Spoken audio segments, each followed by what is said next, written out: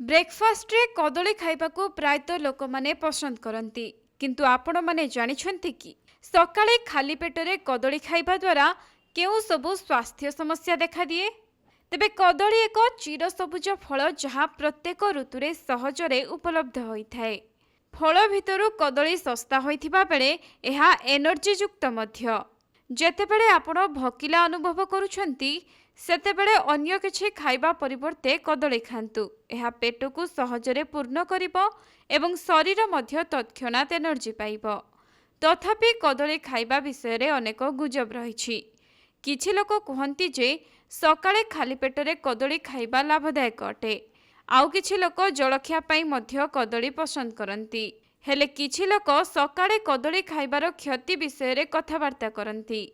तेणु आसंतु जानिबा आमे सकाळे कदली खाई परिबा कि नाही एवं जदि आमे खाउछु ताहाले किपरि खाइबा। एहा सत जे सकाळे खाली पेटरे कदली को खाइबा उचित नुहे। किछि लोक सकाळे खाली पेटरे कदली खाइले पेट जंत्रणा, गैस एवं एसिडिटी समस्या भोगिथांती। कदली सबुबेले जलखिया किंबा अन्यान्य भोजन सहित खाइबा उचित, कारण कदली रे अनेक कार्बोहाइड्रेट मिलिथाए जहाँ हजम प्रक्रिया रे समस्या सृष्टि करिपारे। एहा द्वारा गैस मध्य होई पारे। बेले बेले पेट व्यथा, बांती किंबा अन्यान्य समस्या मध्य होई पारे। सेथिपाई अन्य किछि खाद्य सहित सर्वदा कदली खांतु। केवल खाली कदली को खाइबाठू दूरेई रुहंतु। किछि लोक अनुभव करंती जे सकाळे खाली पेटरे कदली खाइबा द्वारा ओजन कमी जाए, पेट सफा रही थाए एवं हजम शक्तिशाली होइथाए। किंतु प्रकृत कथा हेउछि कदली रे कार्बोहाइड्रेट एवं क्यालोरीर परिमाण बहुत अधिक थाए। खाली पेटरे कदली खाइबा द्वारा एहा ह्रास करिबा परिवर्ते ओजन बढ़ाई पारे। तेणु कदली खाइबा पई सबुठु भल समय हेउछि दिन।